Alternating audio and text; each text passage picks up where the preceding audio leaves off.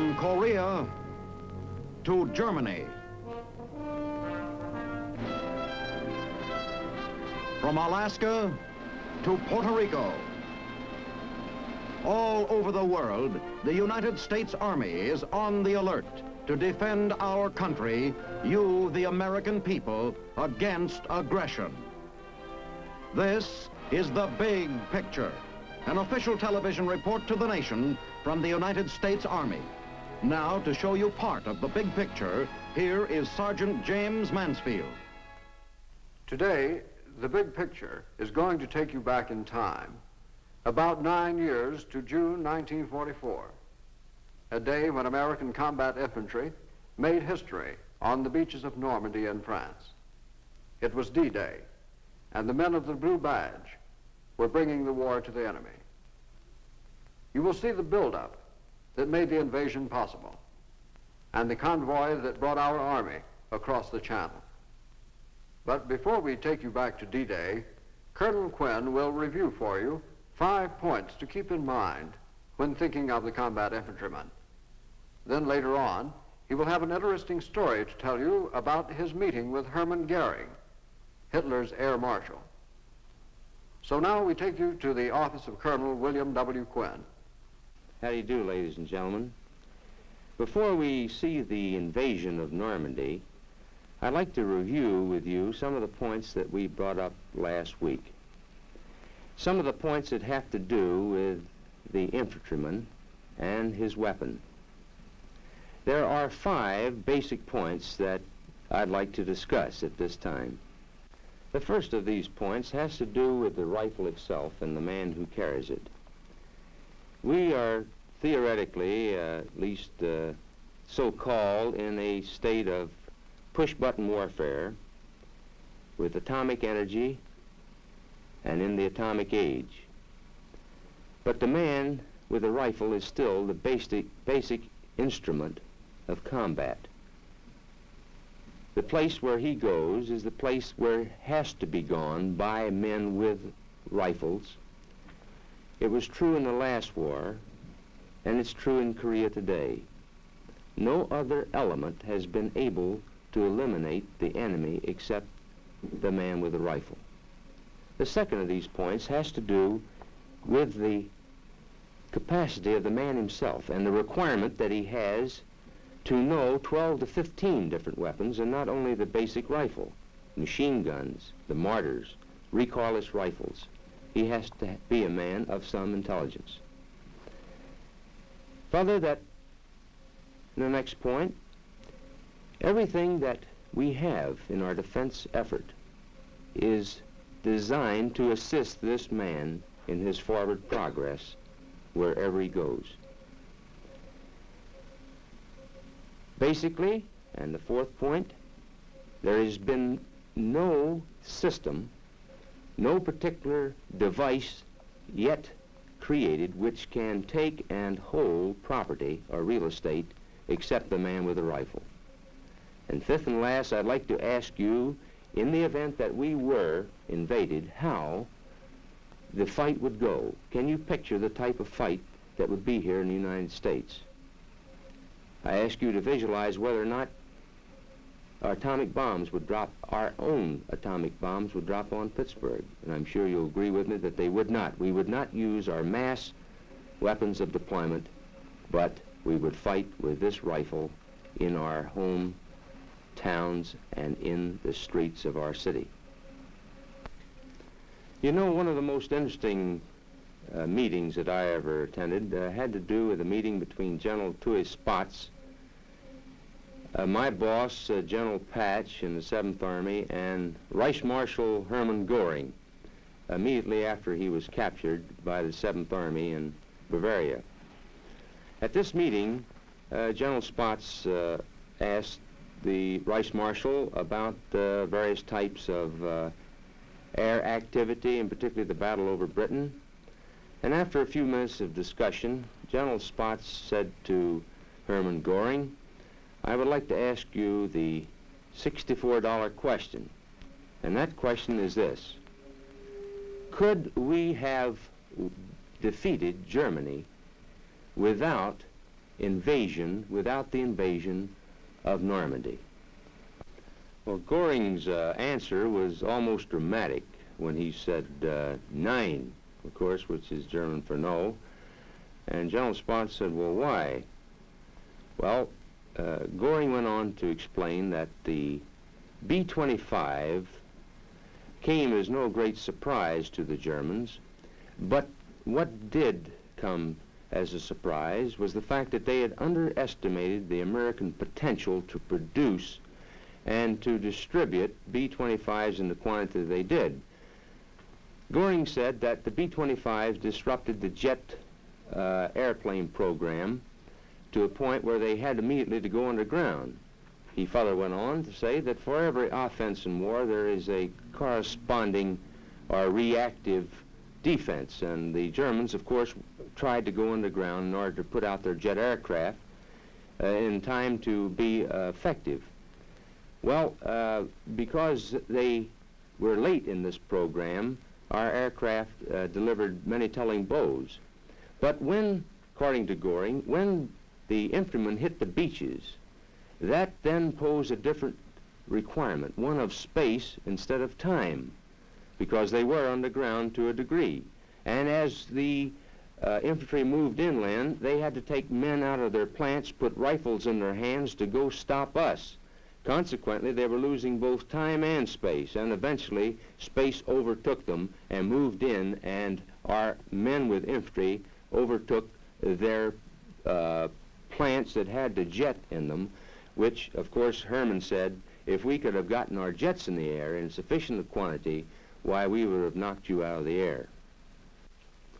Well, we'll never know precisely the outcome one way or the other, except by history itself, and of course we do know that it was the man with the rifle that took the beaches and led the spearhead that eventually wound up in victory. So at this time, the blue badge presents the invasion of Normandy. In December 1943, at Tehran, Persia, the date for the liberation of the people of Europe was set on the Allied calendar of operations. Chosen to be Supreme Commander was General Dwight D. Eisenhower. Destroy Hitler's empire, smash it by air, break it wide open, then invade by sea. That was the directive. The cross-channel assault was the crux of our plan. Early capture of a large port was of the utmost importance. Considered were Calais, Dieppe, Le Havre, Cherbourg, Brest. Cherbourg was selected. For more than one full year, there poured into Great Britain a torrent of war implements, tanks, guns, weapons beyond description.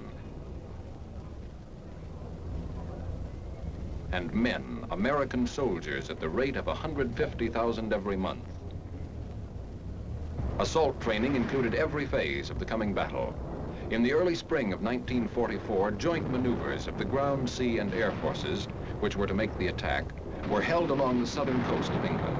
Every duty was performed as if this were the real thing. British shores, chosen for their similarity to the coastlines of the Normandy Peninsula, were the staging areas for these maneuvers. Meanwhile, the Allied strategic air assault on Fortress Europe went on with ever-mounting power. Day and night, the Allied air forces sent their bomb cargoes into the vitals of Hitler's self-proclaimed kingdom. Targets, factories, airdromes, synthetic fuel plants, crude oil refineries, munitions works, railroads, canals, power plants. The climax of the air war came in February 1944, when the Luftwaffe made a desperate all-out effort to sweep our day bombers from the sky. The battle raged for a week. The cost to us was high, but the German Air Force came out of the battle crippled beyond redemption. Our attacks continued with unabated fury. At bivouac and training areas, ground troops received their alert orders.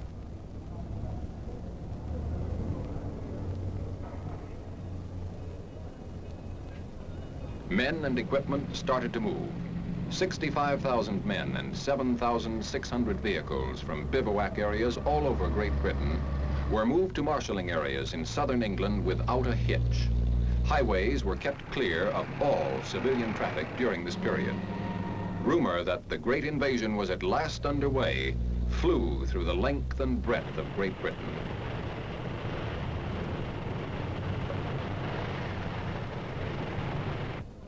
In the marshalling area, each man drew a new gas mask of the latest type, an instantaneous life belt. Field rations were issued, including cigarettes and candy. When the men received French folding money, they knew what was what. Now special briefing officers took over. Each unit was briefed individually.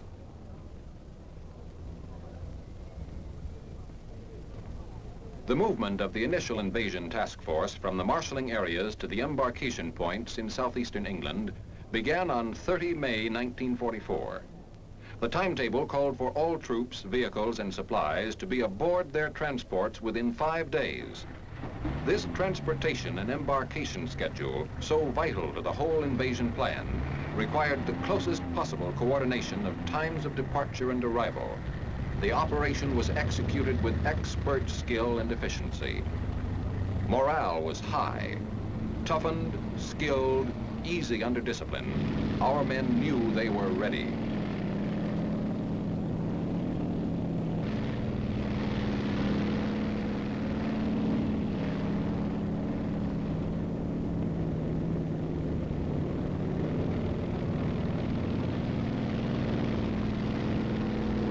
Embarkation of men and equipment took place simultaneously at 9 seaports along the southern and southwestern coast of England. All vehicles and tanks were loaded backwards on LSTs and LCIs. Concrete and cobblestone embarkation lanes known as hards had been constructed to speed loading. All vehicles embarked with gas tanks filled and sufficient extra gas for 150 miles.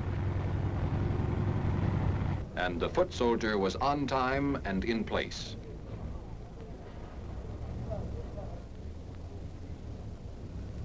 All English seashore towns through which our military forces passed were quarantined as a precaution against the leakage of information. Had the Luftwaffe commanded the skies at this juncture, it could have inflicted great damage to our men and ships, concentrated as they were in this relatively small area. Each man carried 1 K and 1 D ration. No extra clothing or barracks bags on this trip.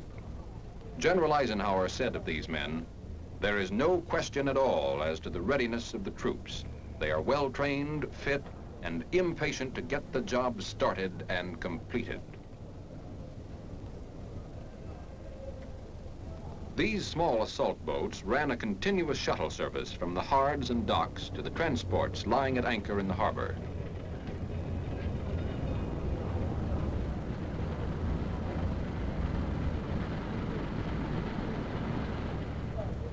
This shuttling was a necessary expedient because of the huge amount of men and equipment that had to be loaded in a 4-day period and the limited dock facilities available in the ports of southeast England.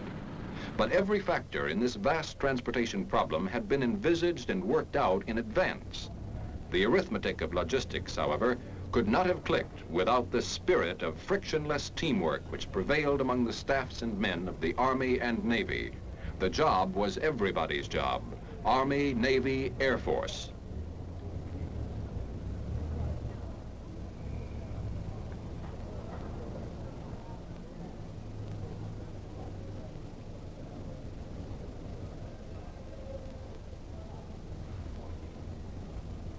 As each ship was completely loaded with its men and equipment, it pulled out into the harbor to take its place in the forming convoy.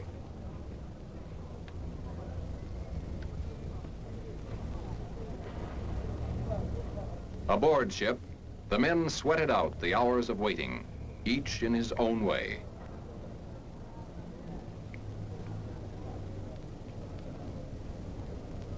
Naval gun crews received individual briefings. The success of this tremendous undertaking depended vitally upon the naval bombardment that would precede the assault of ground forces. Troop units rehearsed their objectives from D-Day to D+3. Everything known about the enemy's defenses was thoroughly analyzed by officers and men. Preventive maintenance service of arms and equipment was highly stressed in all branches of our military forces. An important problem was how to prevent guns and equipment from becoming fouled by salt water and sand. On 4 June, with the convoys fully loaded and ready to sail, the weather forecast for D-Day caused grave concern. A last-minute conference took place aboard the Augusta. D-Day was postponed 24 hours to 6 June. Airborne troops, the men who were to spearhead the invasion, had meanwhile been assembling at command departure points. These tough fighting men who were to drop behind the enemy's coastal defenses in parachutes and gliders had the extremely critical mission of preventing enemy counterattacks from upsetting the plan of our main assault forces. These airborne troops would be fighting the enemy and destroying his lines of communication 5 hours before the main assault forces hit the beaches. Covered by watchful air fighters, the American units left their various harbors in southeastern England to meet the British units at a rendezvous off the Isle of Wight. Our strategic air bombardment never let up. Through endless attacks on key bridges and rail centers, the ability of the enemy to shift reserves was fatally restricted. Under complete radio silence, each ship took its proper place in the vast armada. At twilight came the signal for the dash across the channel. At command departure points, gliders and their tow planes were standing ready for the night's operation.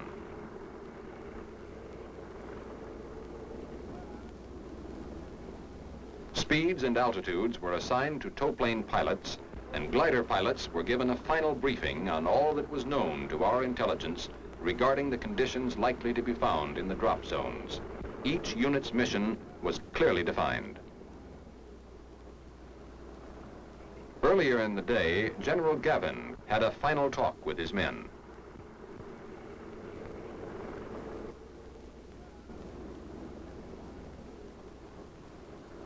General Eisenhower paid a visit to the airborne infantry. These men were assigned to 6 Pathfinder units. Takeoff, 2,310 hours of D-1. Time for the airborne spearhead to get going. At more than a dozen fields, paratroopers filed out of hangars on schedule and marched to their planes. Each combat team carried adequate equipment to complete its mission independently, for it was recognized that a night drop into heavily defended enemy territory by such large forces was bound to create a wild state of confusion on both sides.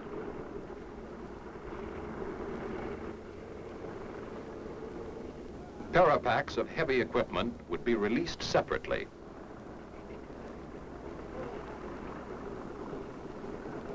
Gliders were loaded with equipment first. Each pilot checked his list of passengers. Paratroopers put on their full load of equipment, adjusting each item with extreme care. To hit the dirt just right with a full load of equipment is a highly specialized business.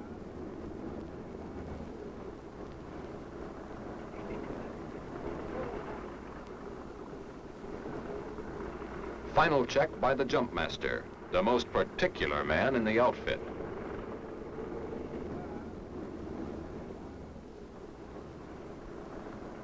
Paratroopers board their planes. Leg packs containing demolition supplies will be released by the men while in midair. Thus, each man will hit the dirt close to his pack. The success of the mission depended upon the rapid destruction of certain key enemy installations. The gliders take off.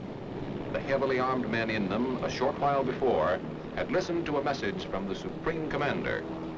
You are about to embark on a great crusade. The eyes of the world are upon you, and the hopes and prayers of all liberty-loving people.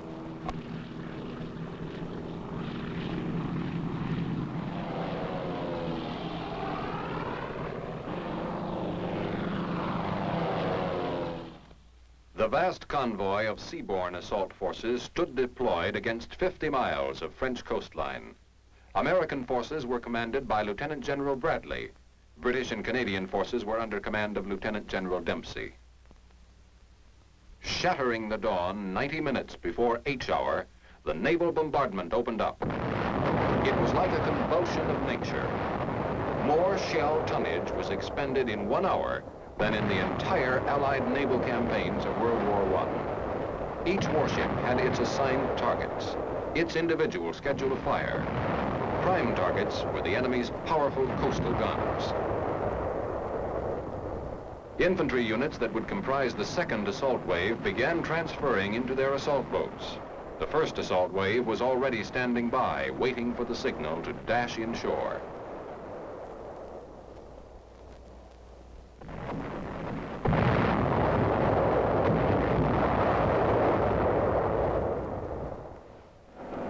The last phase of air bombardment began at 0530, 1 hour before touchdown of the ground troops. Streams of heavy, medium, light, and fighter bombers crossed the channel in the most intensive airstrike of the entire assault operation. Objective, to isolate the battle area until we could consolidate our beachheads and begin the breakthrough. The big guns poured it on. Combat teams, each on a schedule, continued their unloading into assault boats. There would be little time between the first assault wave and the second.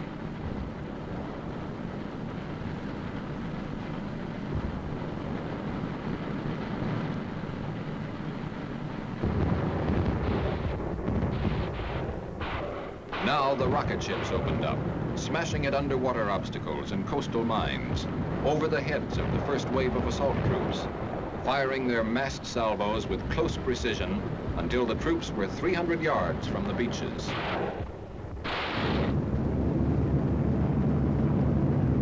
The fury from the air went on and on. Our airmen in tactical support of the ground forces took no rest that day. Back from one sortie, they gassed up, loaded their bombs and ammunition belts, and grimly went out again and again.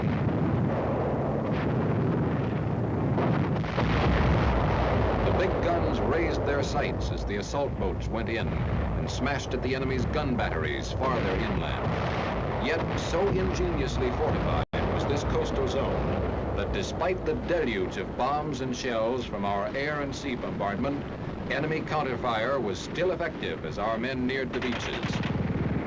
Our first assault wave had a full share of heartbreaking misadventures. Many of their boats were hung up and wrecked on steel hedgehogs.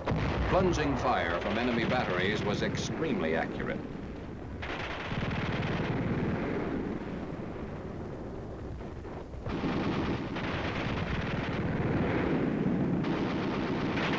In the confusion, boats went astray or got out of control and crashed into one another.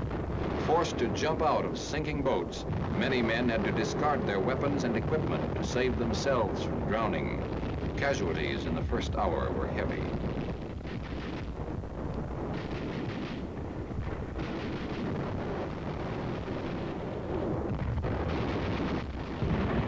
The British fired at fortified houses as they came in, smashing many a sniper's nest and observation post. In one American sector, fire from enemy pillboxes kept many of our men pinned against the shore cliffs. Our casualties were high. In the British sector, special duty engineers hit the beach first, with the medics and infantry following.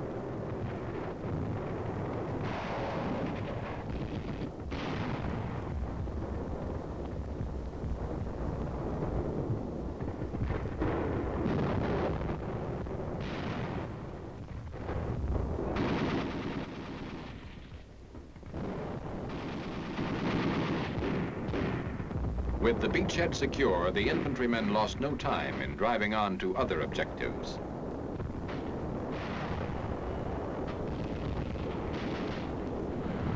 The second assault wave came in. In one American sector, enemy resistance was only sporadic and was quickly silenced. Our forces made substantial penetrations in the first hours. So it went on the beaches of Normandy this fateful day in June. Reinforcements continued to pour ashore. Artillery and heavy engineering equipment were firmly established. The German boast that an invading force could not remain ashore for 9 hours had been flung back on the now desperate defenders. Hitler's fortress had been cracked. The great gamble had been won. Having accomplished what many European military leaders believed never could be done, a cross-channel invasion, the Allies were now in position to apply their great power to the methodical destruction of the German armed might, to bring retribution to the fiendish criminals that had conceived it, to scourge it and them from the face of the earth. Well, I'm sure some of those scenes have brought back memories to a great number of you. In connection with that war over there, I've been asked, as have many other officers and enlisted men who returned from Korea, what the basic differences are in the combat between that type of war and the Korean conflict. Well, my answer has always been that there are about 3 or 4 major differences. The first one, of course, has to do with enemy tactics. I've always considered that the Korean type of fighting is feudalistic, medieval, in the sense that the Chinese fight for the citadels, the tops of the mountains, and therefore require us to go in after them. Terrain, of course, is always a great factor, and in Korea you have extremely abrupt terrain, high mountains and very low valleys. And that reminds me of a story of 2 men that I overheard talking. One soldier said to the other, he said, what are you going to do when you get out of here? He's, of course, speaking getting out of Korea, and the other one said, well, he said, I'm going out in Kansas and build myself a home out there. And the other one said, well, what kind of house are you going to build? Well, he says, I don't know exactly, but I know this. He says, it will not have a single step in it because I'm not going to climb anything anymore, which I believe gives you a pretty good indication of the impression that terrain makes in Korea. Well, that about winds it up for today, ladies and gentlemen, but we'd like particularly for you to be with us next week when we have a most unusual program. It's our intention to interview a communist Chinese soldier. So until we meet again, ladies and gentlemen, this is Colonel Quinn speaking for the combat infantrymen who ask you to look twice at the man who wears the blue badge, for it's the mark of a man. The Big Picture is a weekly television report to the nation on the activities of the Army at home and overseas. Produced by the Signal Corps Pictorial Center. Presented by the U.S. Army in cooperation with this station. You can be an important part of the big picture. You can proudly serve with the best equipped, the best trained, the best fighting team in the world today, the United States Army.